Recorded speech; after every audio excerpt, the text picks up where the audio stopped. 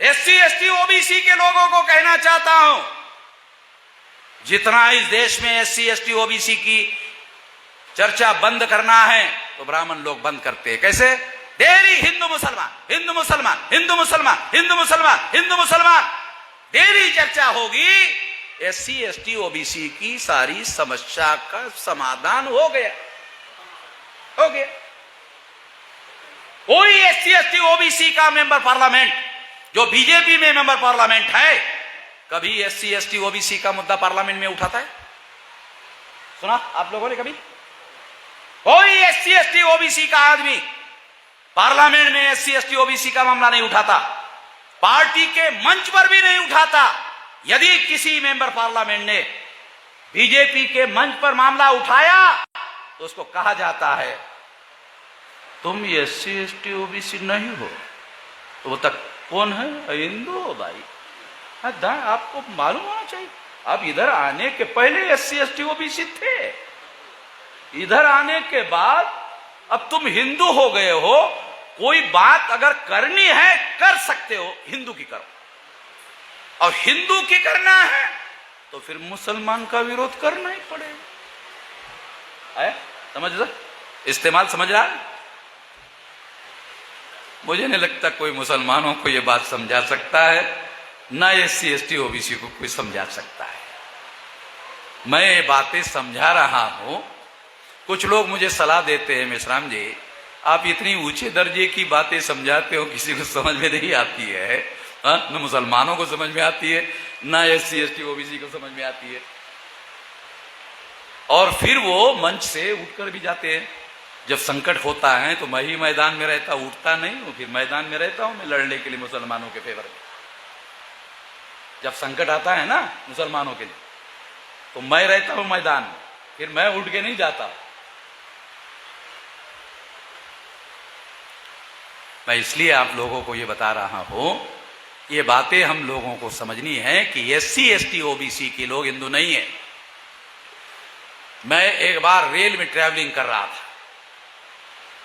तो रेल के reserve compartment में आप जानते हो कि अगर एसी 2 है तो 6 बर्थ होते हैं, एसी 3 है तो 8 बर्थ होते हैं। तो एसी 3 की बात थी, तो 6 लोग जो है 8 लोग वो थे कंपार्टमेंट में, एक ही ब्राह्मण था, वो अकेला ही चर्चा कर रहा था।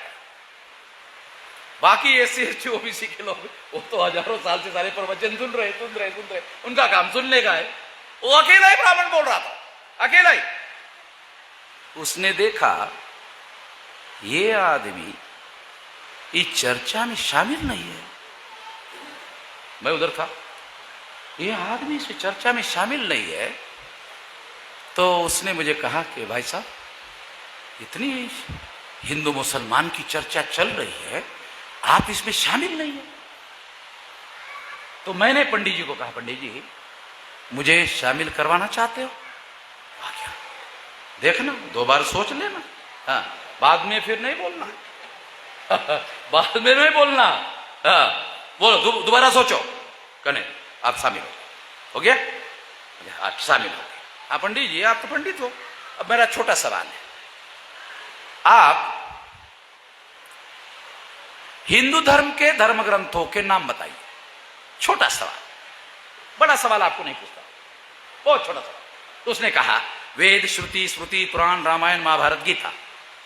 मैंने कहा पंडित जी ये ब्राह्मण धर्म के धर्म ग्रंथ है, हिंदू धर्म के पूछा, आपने ठीक से सवाल सुना नहीं,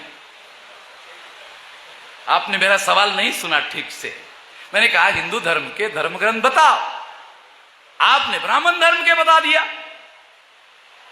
मैं आपको हिंदू धर्म के पूछ रहा हूं, आपने ब्राह्मण धर्म के धर्म ग्रंथ यही हिंदू धर्म के धर्म ग्रंथ है बताया। तो क्या कहता है? हिंदू धर्म ब्राह्मण धर्म एक ही है। क्या कहता है पंडित? हिंदू धर्म और ब्राह्मण धर्म एक ही है। अच्छा एक ही है? यदि एक है तो ब्राह्मण धर्म के नाम पर इसका प्रचार क्यों नहीं करते हो? हिंदू शब्द का और हिंदू के नाम पर प्रचार क्यों करते हो? कहा क्यों? ये तो मुसलमान की दी हुई गाली है। कहा है? दयानंद सरस्वती ने कहा, सत्यार्थ प्रकाश में लिखा हुआ है। आप तो इतना तो जानता ही है। बहुत देर तक चुप, बहुत बकबक बकबक कर रहा था, एकदम चुप हो गया। ये आदमी ने साला पकड़ लिया हमको, ऐसा गले में हाथ नहीं डाला मगर पकड़ लिया। अभी क्या करे क्या करे, इतने में गाड़ी रुक गई। तो झोला था उसके पास, झोला उठाया और कहा कि मुझे अभी उतरना है, एक काम याद आ गया। मैंने कहा आप तो कह रहे थे 2 घंटे के बाद है आपका स्टेशन। नहीं, मुझे एक काम याद आ गया है इसलिए मैं उतर रहा। तो उसके उतरने के बाद जो SC ST OBC के थे ना, मैंने कहा तुम हाँ हाँ कर रहे थे ना, हाँ हाँ हाँ हाँ कर रहे थे सैनी जी, समझ रहे क्या?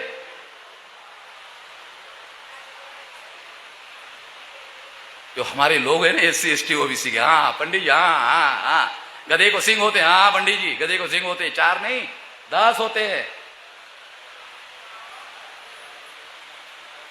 तो बात आपको मैं बता रहा हूं कि यदि उन्होंने अपने ओरिजिनल ब्राह्मण धर्म के नाम पर प्रचार किया होता तो कोई SC ST OBC का आदमी उनको गधा बनाना आसान नहीं होता। हिंदू शब्द की वजह से SC ST OBC के लोगों को गधा बनाना संभव हो गया।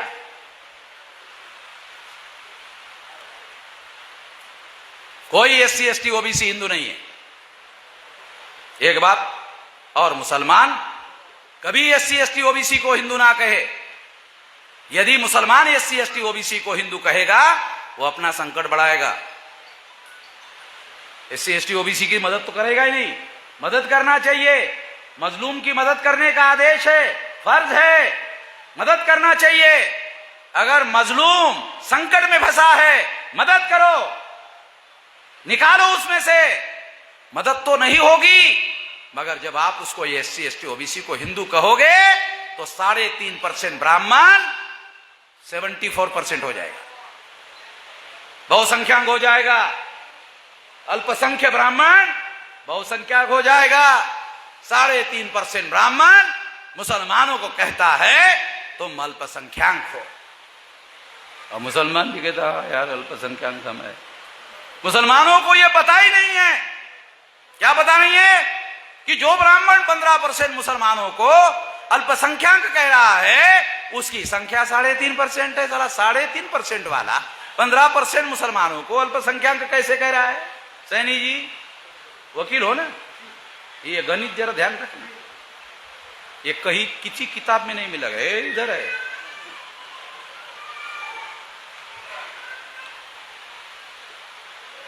ये समझना बहुत जरूरी है। मुसलमानों को जितना ज्यादा SC ST OBC के लोगों को हिंदू कहोगे उतना ज्यादा ब्राह्मण मजबूत होगा। जितना ज्यादा ब्राह्मण मजबूत होगा उतना ज्यादा मुसलमान संकट में फंस जाएगा। तो मुसलमानों को चाहिए कि अगर मजलूम समझ नहीं रहा है SC ST OBC का तो उसको लगातार समझाने का काम करो। 1 साल, 2 साल, 10 साल, 20 साल, 25 साल, 50 साल अगर आप उनकी मदद करते रहोगे, कोई SC ST OBC का आदमी ब्राह्मण के कहने पर मुसलमानों के घरों में फसाद करने के लिए नहीं आएगा। कोई उसका घर जलाने के लिए, मुसलमानों का घर जलाने के लिए किसी ब्राह्मण को कोई SC ST OBC का आदमी नहीं मिलेगा। कोई ब्राह्मण कभी किसी मुसलमान का घर जलाने के लिए, फसाद करने के लिए मैदान में नहीं होता है। वो SC ST OBC को मैदान में उतारता है।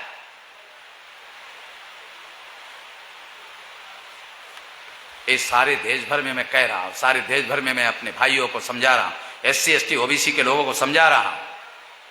इसे समझना जरूरी है।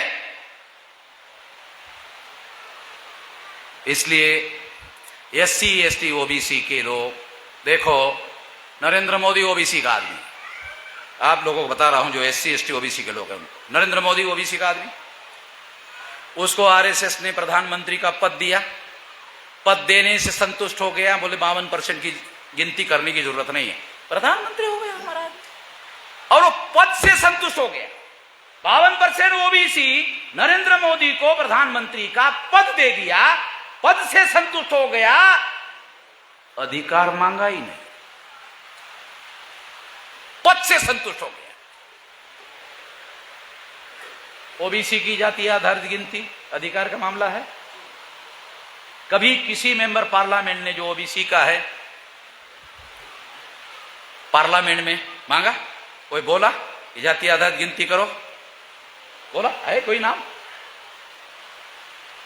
खुद नरेंद्र मोदी जो ओबीसी है उसने सुप्रीम कोर्ट में हलफनामा दाखिल किया, ओबीसी की जाति आधारित गिनती नहीं होगी। एक दिन मैंने टीवी पर खबर सुनी नरेंद्र मोदी की,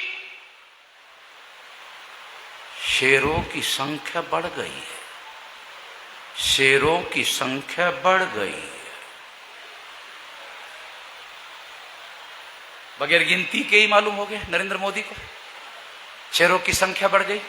जंगली जानवरों की, हिंस्र श्वापदों की, जो आदमी को मारकर खाता है, खा सकता है, उसकी नरेंद्र मोदी ने गिनती करवाई। मगर इंसानों की, ओबीसी की गिनती करने के लिए सुप्रीम कोर्ट में हलफनामा दाखिल करके मना कर दिया।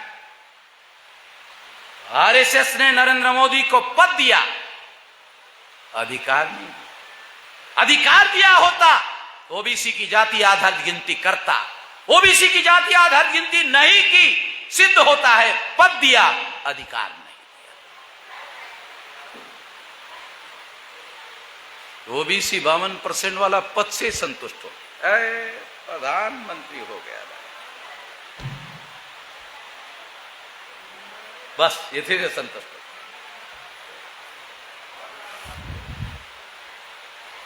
तो इसलिए एससी एसटी ओबीसी के लोगों को ज्यादा से ज्यादा जागने की जरूरत है। मुसलमानों को अनुरोध करता हूं कि इस देश में एससी एसटी ओबीसी को जगाने के लिए मदद करो। कुरान में कहीं पर भी मजलूमों को जगाना नहीं चाहिए, मजलूमों की मदद नहीं करनी चाहिए, ऐसा कोई आदेश नहीं है। आदेश है मजलूमों की मदद करो। अल्लाह ताला का आदेश है मजलूमों की मदद करो। आखिरत में पूछेगा अल्लाह ताला। यहां तो कोई पूछ नहीं रहा वामन मेश्राम के अलावा। यहां तो वामन मेश्राम पूछ रहा है मालूम होने की वजह से, मगर आखिरत में अल्लाह ताला हर मुसलमान को पूछेगा। क्या पूछेगा? मजलूम की मदद करने का आदेश दिया था, कितना किया बताओ? तुम जब नहीं कर रहे थे तो मैंने वामन मेश्राम को समझाने के लिए भेजा, फिर भी नहीं माना। क्यों? ऐसा क्यों कह रहा हूं चौधरी साहब? क्योंकि आप लोग कहते हैं कि कोई भी इंसान अल्लाह ताला के आदेश के बगैर कुछ नहीं कर सकता। यदि मैं मुसलमानों को जगा रहा हूं तो अल्लाह ताला का आदेश है भाई, समझ लो, इशारा है।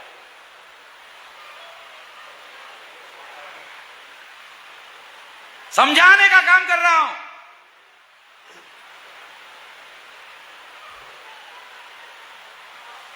तो इसलिए आप लोगों को अनुरोध है कि एससी एसटी ओबीसी के लोगों को इस देश में जगाने का काम हम लोग कर रहे हैं।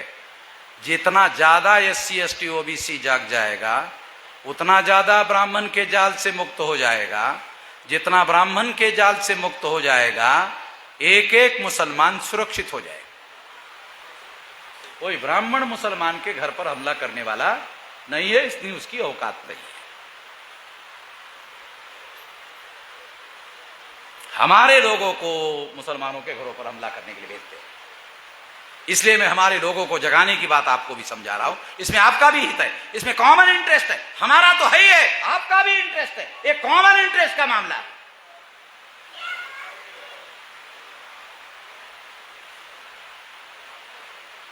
इसलिए मैं कुछ बातें आप लोगों को समझा रहा हूं। आप अभिवादन में हमारे लोगों को मैंने बताया, एससी एसटी ओबीसी को बताया। देखो यहां मुस्लिम लोगों को बता रहा हूं, एससी एसटी ओबीसी के लोगों को बताया। जब एससी एसटी ओबीसी के लोग मिलते थे तो क्या कहते थे? राम राम कहते थे। अब मैं कहता हूं राम राम नहीं, जय मूल निवासी। तो जब हमारे एक कामले ने दूसरे ओबीसी के आदमी को जय मूल निवासी कहा तो ब्राह्मण सुन रहा था। तो ब्राह्मण ने कामले को कहा, कामले, अरे बाबा साहब ने कितना तुम लोगों पर रहम किया, कितना अधिकार दिया, तुमने जय भीम बोलना बंद कर दिया, जय मूल निवासी बोलना शुरू कर दिया है? जय भीम बोलते थे तो कितना अच्छा लगता था, अब तुम जय मूल निवासी बोल रहे हो। तो हमारा प्रशिक्षित कार्यकर्ता था, पंडित जी आपको मैंने कई बार जय भीम कहा, आपने जवाब नहीं दिया।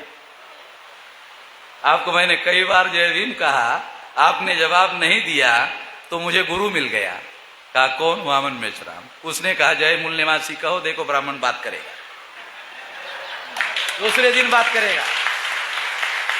तो कामले ने आकर मुझे बताया कि मेश्राम जी दूसरे दिन नहीं, उसी समय बात किया। जय मूल निवासी कहा, उसी समय बात किया। आपने कहा दूसरे दिन बात करेगा ना, उसी समय बात किया। क्यों? ब्राह्मण को ज्यादा समझ में आता है, साले जय मूल निवासी कहेगा तो कोई ना कोई विदेशी तो होगा, सर मेरे अलावा कौन विदेशी है?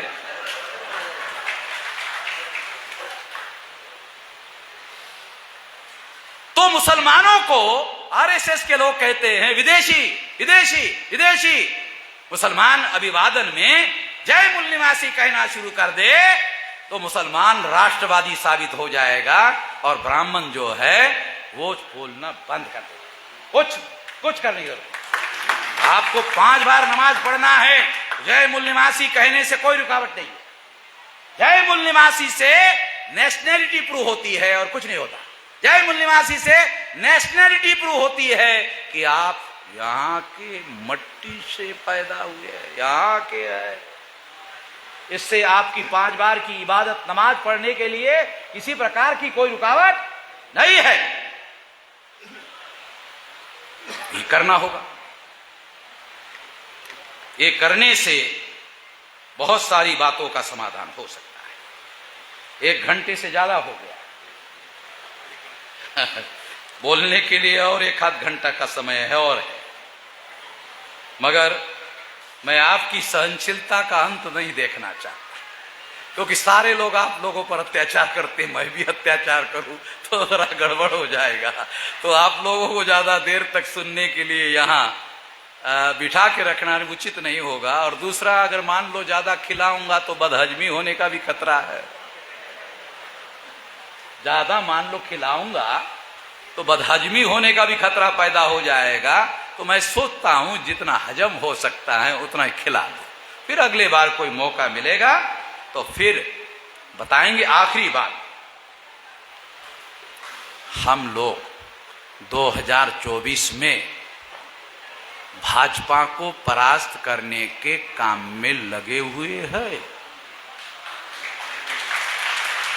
किसी भी स्थिति में 2024 में भाजपा को आने नहीं देना। अभी मैं बहुत सारी बातें आपको नहीं बता सकता मंच पर। केवल एक बात बताना चाहता हूं कि हम लोग पूरी ताकत के साथ, पूरी शक्ति के साथ, और ये आरएसएस के बीजेपी के लोगों को भी मालूम हो गया कि वामन मेश्राम जो है ये बीजेपी को हरवाने के काम में लगा हुआ है, तो हमारे अंदर के कुछ दलालों को, भड़वों को पकड़कर तोड़फोड़ करने का काम उन्होंने जिस तरह से झारखंड में किया, बिहार में किया, महाराष्ट्र में किया, कई जगह रीजनल पार्टियों को तोड़ने का काम किया, हमारे संगठन को भी तोड़ने का काम किया। उनको मालूम है कि ये 2024 में वामन मेश्राम पूरी ताकत से भाजपा को हरवाने के काम में पूरी शक्ति लगाकर करेंगे। तो साथियों, मैं आखिरी बात यही कहना चाहता हूं कि आने वाले समय में रोते चिल्लाते रहने का कोई मतलब नहीं है। मैं 18 साल 3-4 महीने का था, तब से लेकर अब तक 31 राज्यों में, 567 जिलों में, 4000 से ज्यादा तहसीलों में, 22,000 से ज्यादा ब्लॉक में, 1.5 लाख से ज्यादा गांवों में संगठन का जाल पैदा किया। 5 मार्च 2019 को 13 पॉइंट रोस्टर के विरोध में भारत बंद करवाया और नरेंद्र मोदी को संसद में संविधान संशोधन करने के लिए मजबूर किया। भारत में नरेंद्र मोदी को मजबूर करने वाला वामन मेश्राम के अलावा कोई दूसरा आदमी है नहीं।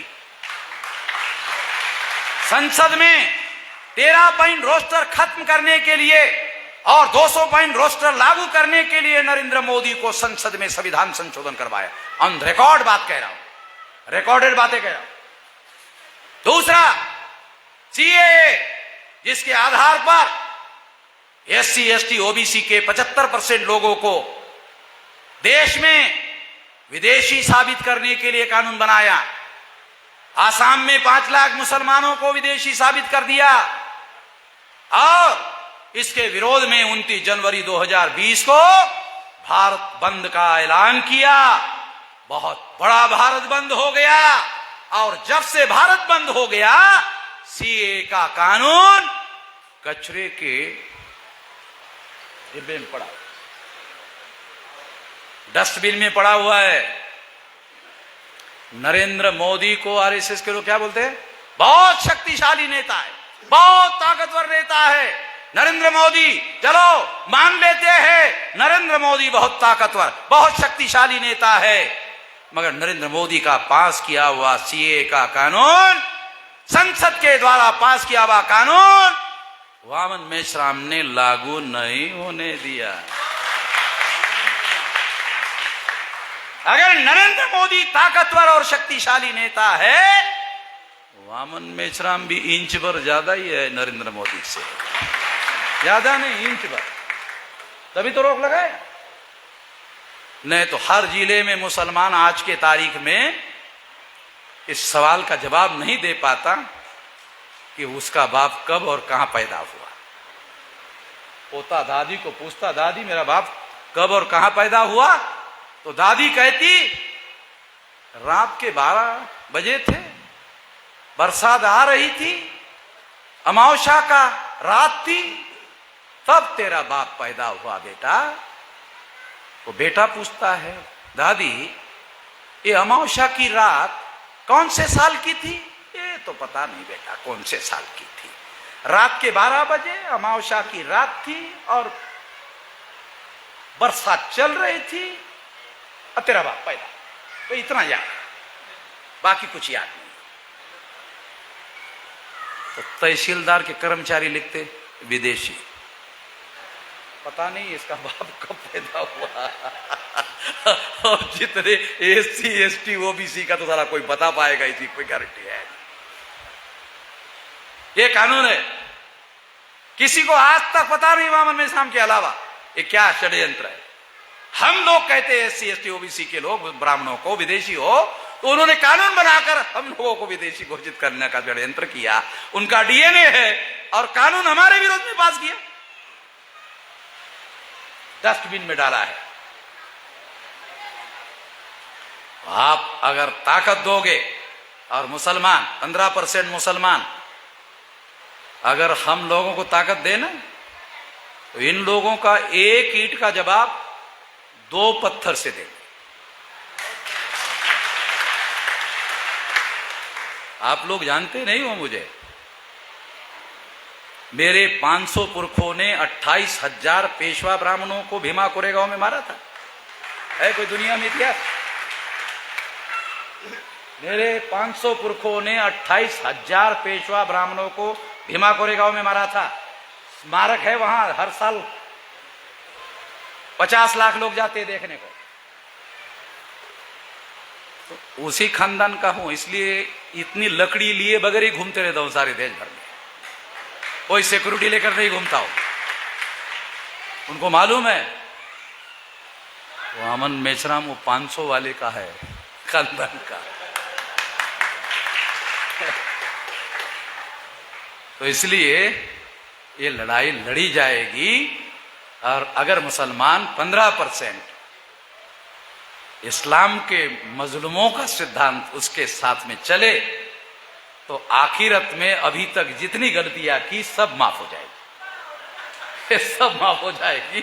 अगर आप ऐसा करते हो तो आपको ऐसा करना होगा, और अगर आप नहीं करते हो तो अल्लाह ताला के कोप से, अल्लाह ताला के अजाब से, अजाब बराबर थोड़ा जानता हूं, मैं भी जानता हूं, मुसलमानों के साथ रहते रहते मैं कुछ उर्दू के अरबी के शब्द सीख गया हूं, तो इसलिए आप लोगों को फायदे की बात बता रहा हूं, आपके नुकसान की बात नहीं बता रहा हूं, आपके फायदे की बात बता रहा हूं।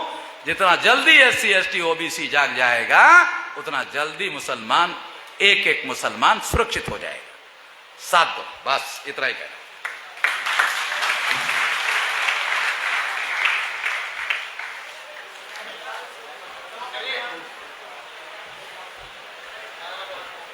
साथियों, कार्यक्रम के समापन के लिए अगर आप चाहते हैं गरीब हर वंचित इंसान की आवाज आप तक पहुंचे तो हमारे चैनल को सब्सक्राइब करें और बेल आइकन का बटन दबाना ना भूलें।